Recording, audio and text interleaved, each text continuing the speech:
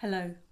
In this video we're going to be talking about how you can find and keep happiness. Now I must admit at this present moment in time it might be a little bit difficult in your own mind's eye how you can become happy when a lot of the world that you used to know has now become a very scary place.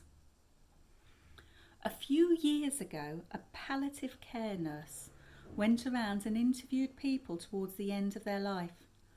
And she asked these patients if they had any regrets.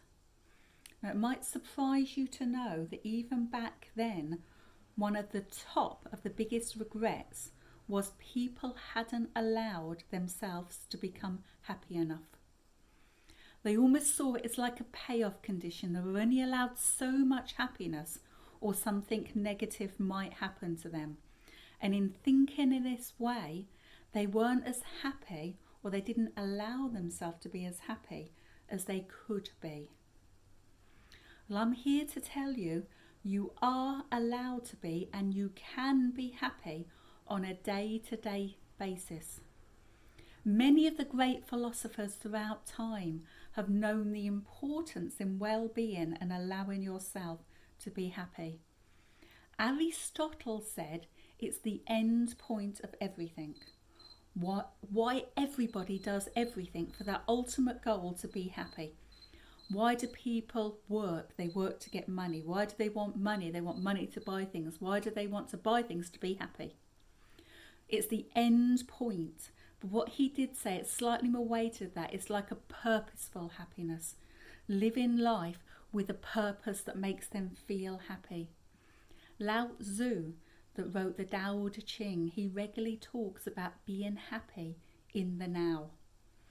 And this is where I'm going to start with explaining different ways that you can be happy.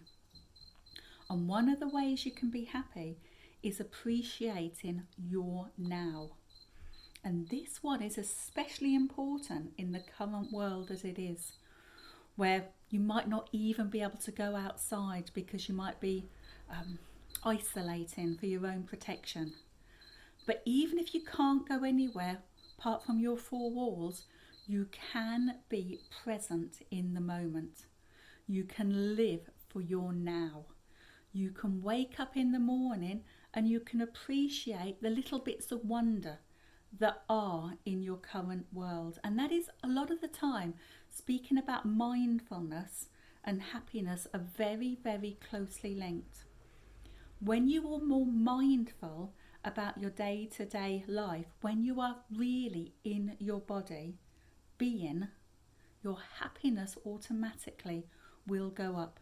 Because everything that causes anxiety and stress, it's not the moment itself, it's our ruminations and it's our worrying about what has happened to us and worrying about the future. Right here, right now, everything is okay. So one of the ways that you can become mindful is using your senses.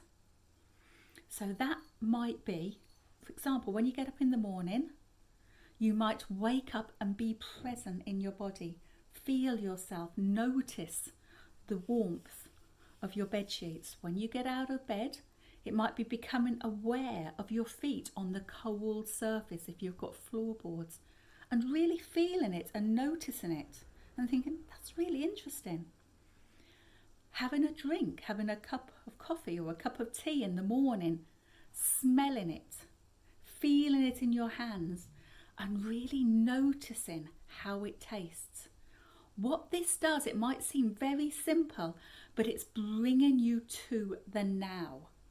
And when you are in the now, you can feel a lot more happy. Nothing else matters apart from how that coffee is tasting. Because do you know what? When all said and done, we've only got the now.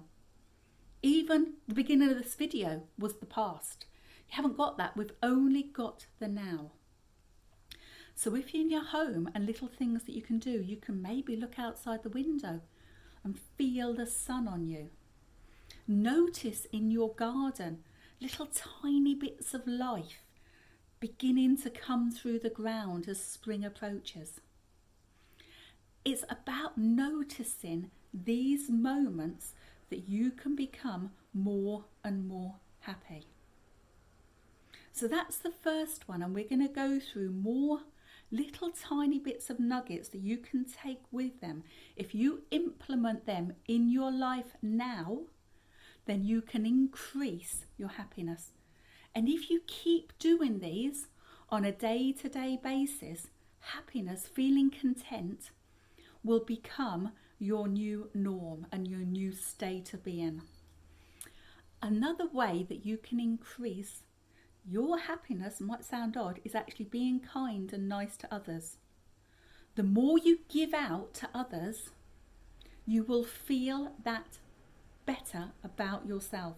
So the more you do for others, you will get it back in kindness by feeling good about yourself.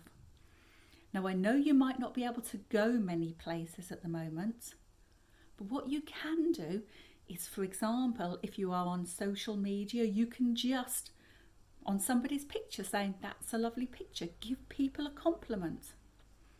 Think about all of the nice things that people have done for you in the past. Maybe write them a letter or send them an email saying, "I really remember when that happened."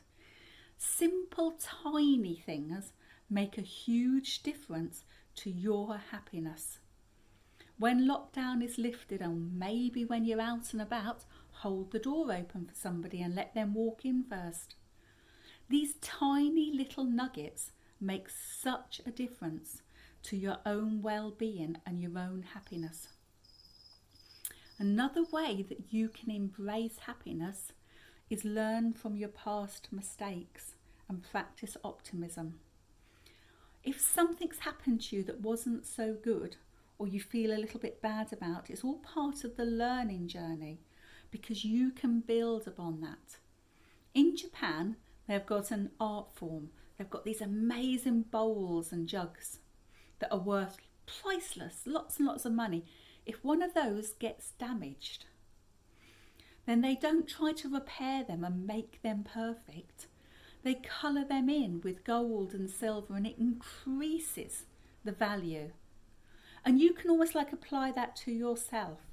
If you've had something that's happened, you can build upon it and you can learn from it. And you doesn't necessarily see something that's happened in the past, a mistake, as a bad thing. It's now a learning experience. And you can look back and think, wow, I learned from that. In all of life's situations, you can learn to see the silver lining of the cloud. If you have that as your natural default, it will really, really increase your happiness. Now, I'll give you an example of that from my own life. Many years ago, when my son came home from university, we had a loft conversion, which was a bedroom, and he used to sleep in it. And he'd come back from university, and he didn't want to go back to sleep in the loft. He says, "Mum," he said, "will you go in the loft now?" And I thought, well, okay, seeing as my children were now adults and I was only living at home part of the time, I actually said, okay, I'll go in there. So up I went for that first night, and I slept in the loft. A few nights later, I was sleeping in the loft, quite comfortable. And then, one of the nights, I woke up and I realised it was raining on me. And I thought, it's raining. The actual loft had a little hole and had rain coming through. But straight away, I thought, oh well, at least I've got a dry side of the bed. At least I now know there's a hole and I can get it fixed. And then I thought again, at least I'm not on the streets and I have got a bed. And in the worst case scenario, I could go downstairs to the sofa. So when you learn to adopt that attitude, it builds up a resilience inside you. And so it doesn't dent my happiness. Straight away, I could see the at least from it. Try practicing that with your own life. Try looking back at the things that have happened that might not necessarily have been positive, but you can learn from them. You can think, at least when that happened, that happened. Maybe you've had a relationship that's ended, and you can think, well, when that relationship ended, at least, I gained some friends, or it gave me a chance to practice a new hobby I've always wanted to do. There is always something positive to actually gain from something negative that might have happened in your life.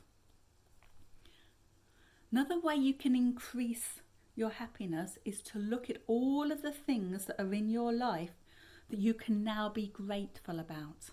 Gratitude is a wonderful way of actually almost like building extra added happiness into your life. If you can sit down right now and think of the things that you're happy about and that you're grateful for. If you want to go forward, a nice little exercise you can do is start capturing happiness. Every time you do something that makes you smile, makes you laugh, or makes you a little bit happy, write it on a piece of paper and keep it in a container. It doesn't have to be a lot on it. A little bit, and then little bit by little bit, you will be building up your resources of happiness. And then if you have a day that's not so happy, you can open up that box or the container and you can be surrounded with all these little bits of happiness that have happened in your life that you would have probably forgotten about if you wouldn't have made a note of them and put them into a container somewhere safe. Some people even will do it in a book and just write down their little moments of happiness in a book so that they're always recorded. So it's a nice thing for you to do and something you can always go back to. And remember to smile. Research has shown or has suggested that the more you smile, the happier you are. So you can fake it until you make it. And when you meet people, when we are allowed to go back in, give them a great big smile, and then they will smile back at you, which will again boost up your happiness.